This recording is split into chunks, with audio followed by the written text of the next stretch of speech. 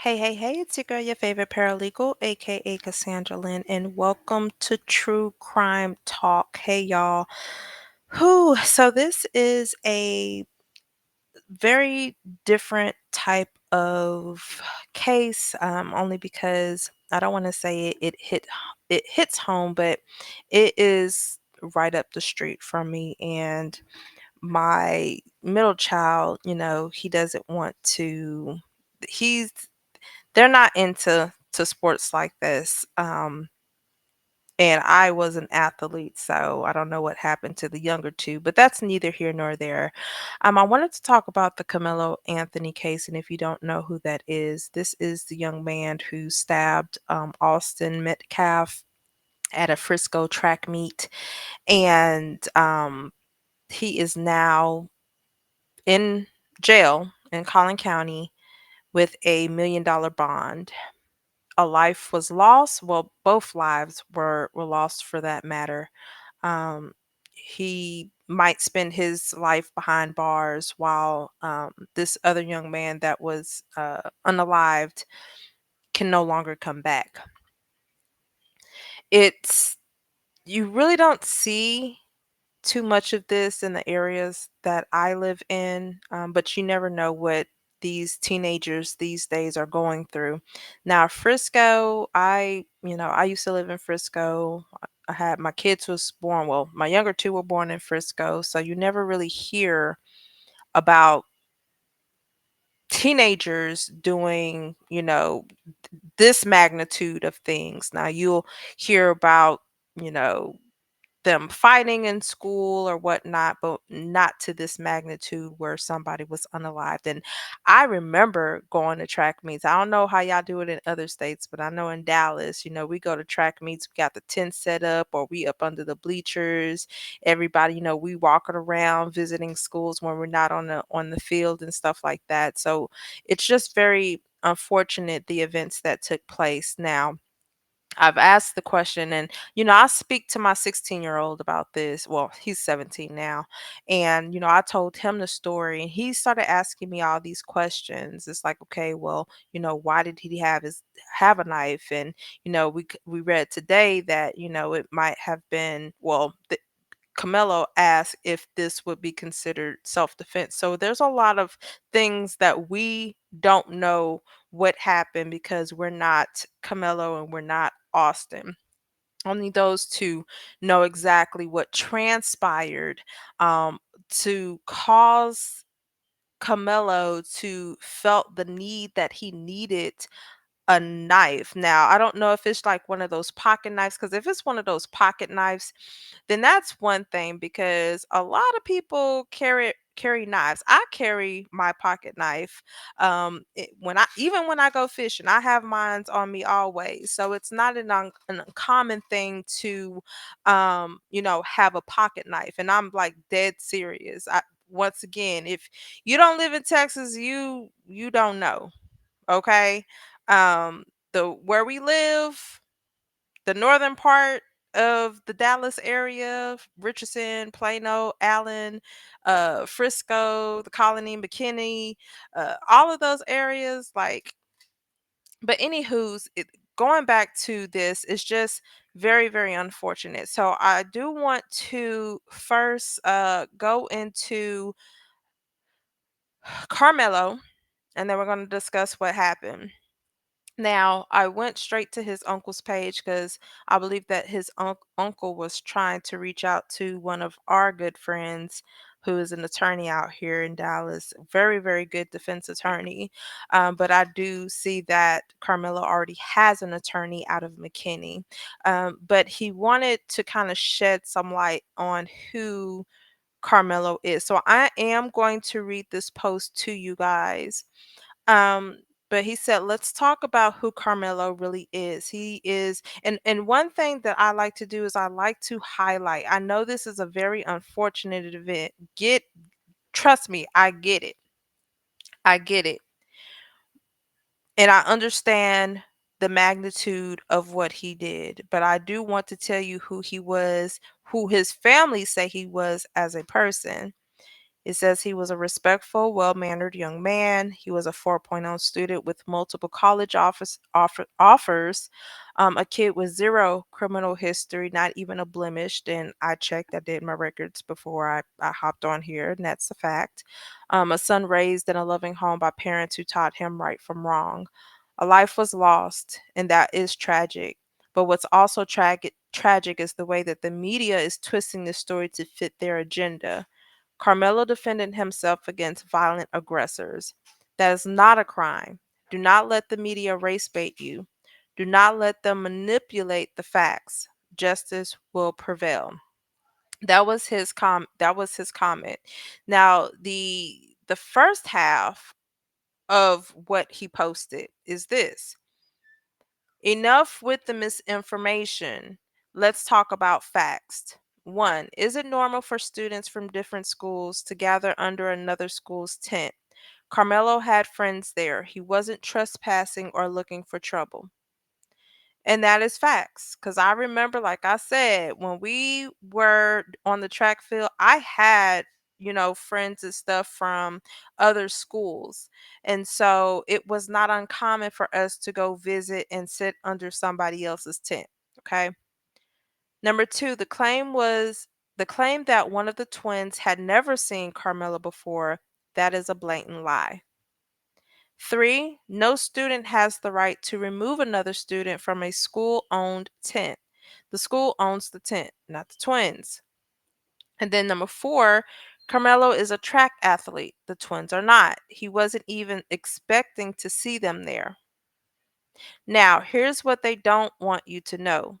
The twins didn't ask just the twins didn't just ask him to leave. They tried to jump him. Before attacking him, they tried to take his belongings, broke his phone, and stomped on it. The twins are known bullies. So ask yourself, if two 200-pound plus attackers came at your child, what would you expect them to do? And yet, despite everything, the media is trying to destroy Carmelo's name.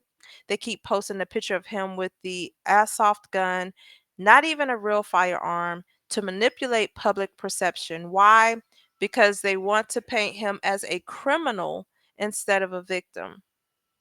Okay, so this is from a family member. Okay. Um, so let's get into the actual article. Or before I even get to the article, this is his mugshot. He is currently in Collin County. It is so sad because he is a year younger than my oldest child. He was arrested on April 3rd, 2025, and I already looked up the attorney. This attorney is out of McKinney, and I actually blurred out the family members' um, names so nobody will just go and search them up. He was charged with first degree murder. The bond is set at $1 million. I don't know if it's a cash or surety bond, um, but I'm pretty sure that it is an amount that the family cannot afford. And yep, so that is his mugshot. And here's the article. Frisco track meat stabbing suspect. I did it. Hopefully, and I'll read this if it's too small. So here's the brief. The 17-year-old suspect accused of fatally stabbing another student at a Frisco ISD track meet admitted to the crime because he put his hands on me, according to the arrest report. Witnesses told police the two students got into a fight over where the suspect was sitting. They saw the suspect pull out a knife out of his bag after the victim tried to push him out of the space. While being arrested, the suspect asked officers if what happened could be considered self-defense. Now, just like, why would you ask that? Because now it's just like, okay, could this be considered premeditated because you brought the knife to the track meet? Like, the question is, what would be the reason you brought the knife to the track meet? Because I don't understand, unless, because I know with track meets you'll be there all day, so you bring your backpack and you have your backpack with all your school stuff, and then you also have your track stuff. Okay. Now, like I said, it's not uncommon for people to carry pocket knives, but I even know that in Frisco, well, I wonder if Centennial, because like when I left the Frisco area, I know that they were building a lot of these schools, but I don't know if all of them have metal detectors. I know some schools out here have metal detectors and some don't. But I'm assuming that they don't. That's the reason he's getting away with carrying a knife in school, all the time. But the question is, why do you feel the need that you have to at least carry a knife with you to school or to track meets? That's the question. So I am only assuming that they will look at it as probably premeditated, not as self defense. And this is Austin Metcalf. And this is out of a shout out to Fox 4 News.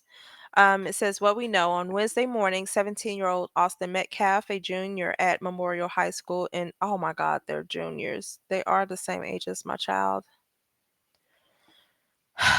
A junior at Memorial High School in Frisco was unalived at a UIL District 11 5A track meet at the Kukendall Stadium. Police said a student from Centennial High School in Frisco, 17-year-old Carmelo Anthony, unalived Metcalf in the chest during a fight. Anthony was arrested and is now charged with first-degree murder. He is in the Collin County Jail on a $1 million bond. What we don't know, it is still not clear how Anthony was able to bring a knife into the Frisco ISD Stadium or why he had it with him. The same thing that I just stated. What we do know, a newly released arrest report details the interactions police Anthony in the moments following the fatal stabbing. According to the court document, witnesses pointed him out to a school resource officer who was the first to arrive on the scene. The officer spotted Anthony on the north end of the track. I gave the suspect instructions to keep his hands up in the air. During this time, the suspect said verbally out loud, "I was protecting myself," the report states. The suspect also told the officer he put his hands on me.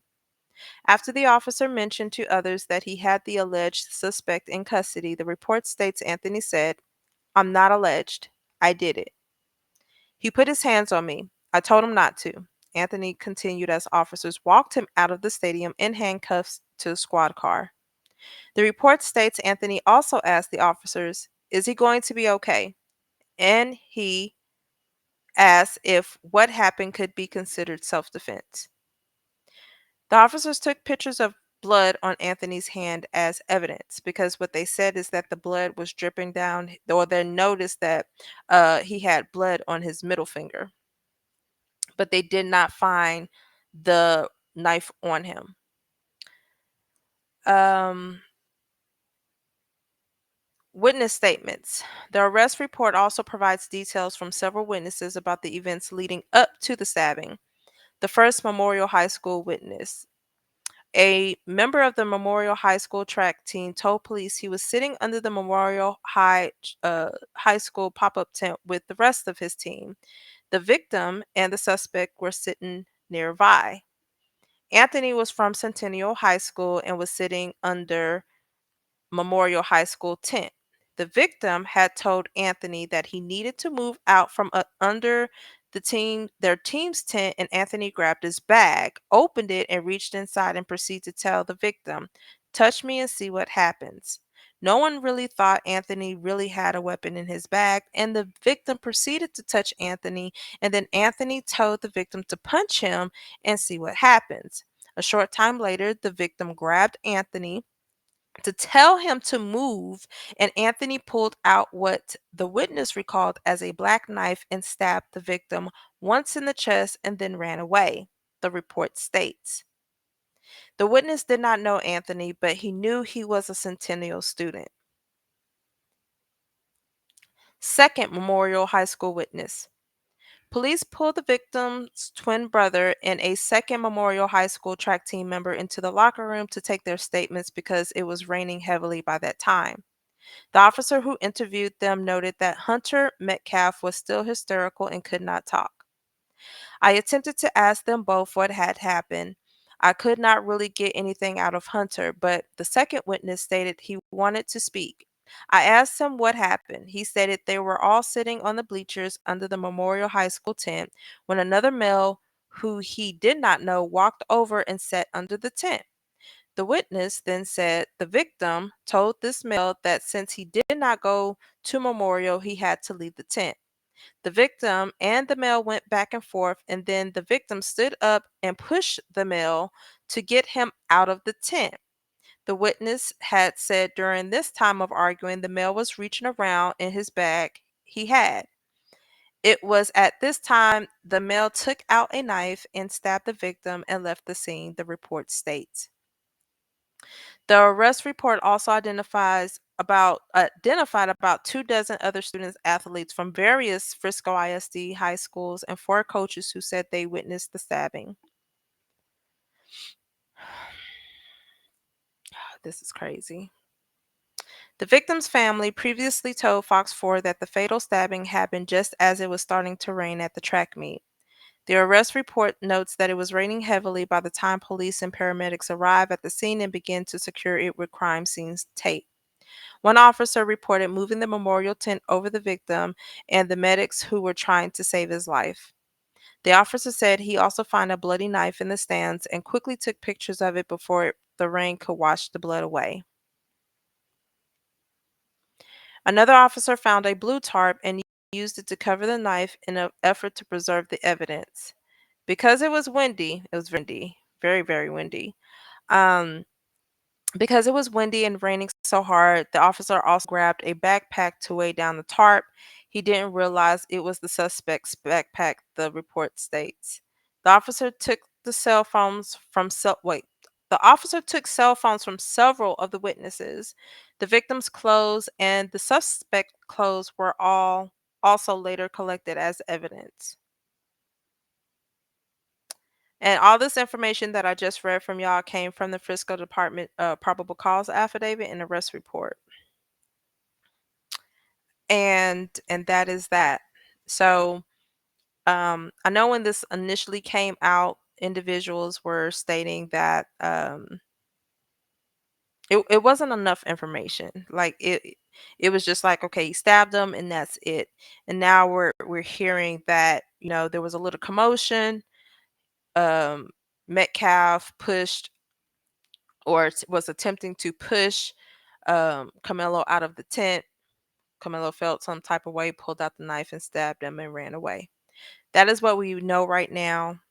I am going to keep up with this because, like I said, this is my hometown where I'm close by, so I can just, kind of stay on top of it. And if I need to attend the hearings, then I definitely will to get more information. But this is sad all the way around. I'm just extra sad now because it's just like, okay, I have a 17-year-old in 11th grade, and now I have witnessed, not, firsthand, but now seeing that one 17-year-old is in jail and one 17-year-old is unalived.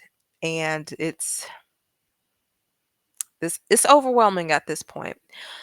Um, Y'all tell me what your thoughts. Please be respectful in the comments. I don't need any of the racist stuff. The one thing that media tries to do is paint this as a racial thing.